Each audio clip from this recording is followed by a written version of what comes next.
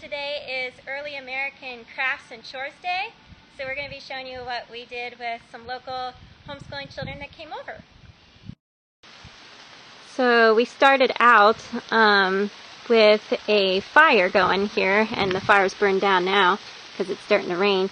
But we heated water on the open fire and talked a little bit about the summer kitchens that the early Americans would have had away from the rest of their house so that it wouldn't get too hot in the summertime. And we also talked about cooking over an open fire and things they would do like applesauce and bread, and how bread was hard to bake larger loaves because it would get nice and crispy on the outside, but the inside would be really doughy. And so that's why biscuits became so popular, because they could cook them better through and through because they were, thinner. And flatbread was also very popular. So anyway, we had lots of kindling. I read that pine cones burn really easily because of the resin inside of pine cones. And so resin is very flammable. And also because they're just super dry, so they go really quickly. So we had a good hot fire going, and we heated water, and then we used this water later to wash clothes with. So that was a really neat opening to our Early American Chores and Crafts Day.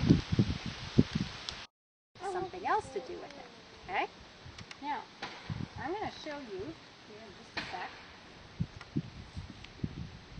This is called a drop spindle, okay? Most families had a big spinning wheel, okay? But some families had to use a drop spindle. So today we were talking a lot about the early American crafts and household chores. And one of them was spinning wool into yarn. And here is the big spinning wheel. We also talked about how drop spindles were used, which were smaller spools that would also spin wool into yarn. And we talked about carders, which are little brushes that brush wool, almost like an upside down brush process. And then that created the wool for the spinning. And then we wound it around what's called a niddy-noddy, which is a funny word to say, a measuring device for the yarn that we spun. All right. Thank you very much, Miriam. Thank you. So then we took the kids around the back, and they got to see our horse, Gracie, and pet her and feed her. And we talked a little bit about horses being for transportation and to help farmers plow their fields. So they weren't just pets, they were livestock, and they helped on the farm. And then we took the kids over here and they did clothes washing.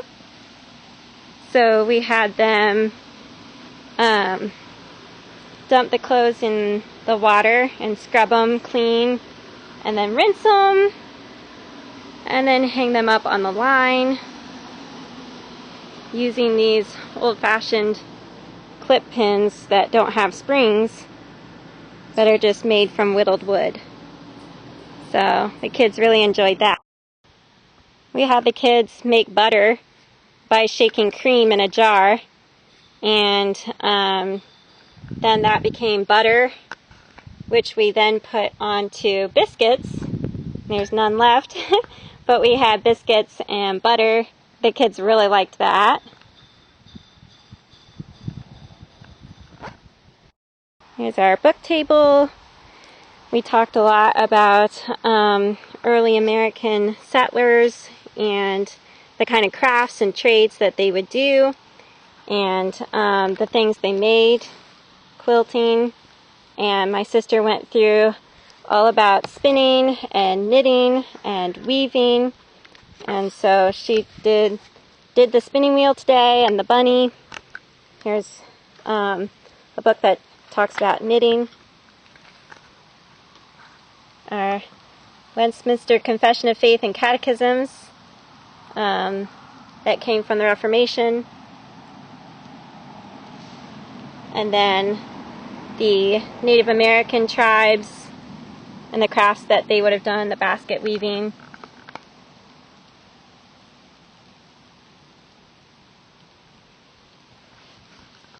And then our craft was making yarn dolls, so we had spools of yarn that they twisted into little boy and girl yarn dolls, and the kids really enjoyed that. And then my sister showed the kids how to play Graces, a game with 2 sticks and a hoop where you pass the hoop back and forth and try to catch it on the sticks. We had a few other games that they played as well. It was a really fun day.